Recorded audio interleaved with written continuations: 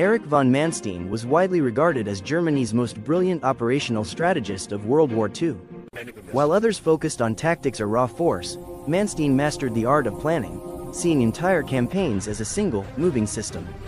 He was the mind behind the daring 1940 invasion of France, proposing a bold armored thrust through the Ardennes that shattered Allied expectations and collapsed France in weeks.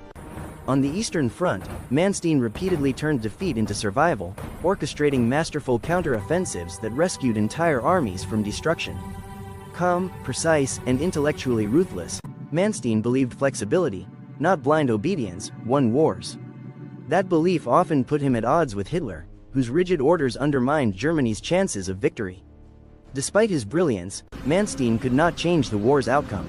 Outmatched by resources and constrained by politics, his campaigns revealed both the power and limits of military genius.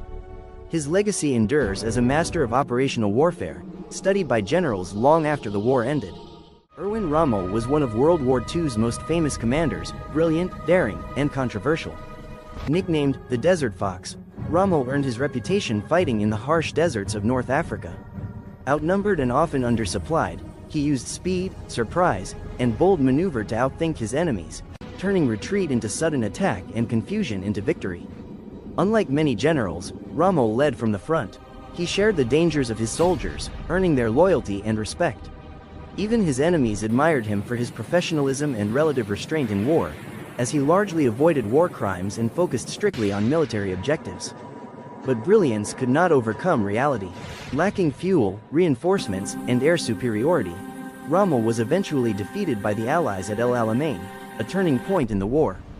In 1944, linked to a plot against Hitler, Rommel was forced to choose death over dishonor. He accepted poison, leaving behind a legacy of tactical genius, courage, and complexity that endures to this day. Gerd von Rundstedt was one of Nazi Germany's most senior and respected field commanders during World War II.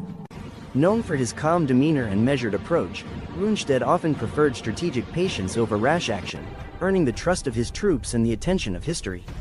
He played pivotal roles in the invasion of France, the early successes on the Eastern Front, and the defense of Germany during the Allied advances.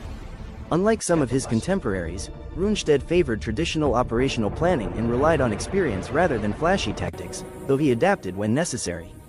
Despite his competence, he was often constrained by Hitler's rigid and contradictory orders. This conflict between military judgment and political interference highlighted the limits even the best generals faced under the Nazi regime. From early victories to the ultimate defense of the Reich, Gerd von Rundstedt's career illustrates the challenges of command in a war dominated by both innovation and ideology. His legacy endures as a study in disciplined leadership, strategic caution, and the complexities of wartime decision-making. Heinz Guderian was the architect of modern armored warfare and one of the most influential generals of World War II. While others still thought in terms of trenches and static defense, Guderian envisioned war as speed, coordination, and relentless momentum. As a pioneer of Blitzkrieg, he fused tanks, motorized infantry, artillery, and air power into a single striking force. In Poland and France, his panzer divisions shattered enemy lines in days, proving that mobility, not numbers, would decide modern battles. On the Eastern Front, Guderian drove deep into Soviet territory during Operation Barbarossa, capturing vast ground with astonishing speed. But his insistence on maneuver clashed with Hitler's rigid orders to hold ground at all costs. Guderian argued that tanks must move or die. Dismissed, recalled, and sidelined, his ideas nonetheless shaped warfare long after the war ended. Heinz Guderian didn't just fight World War II, he changed how wars would be fought forever.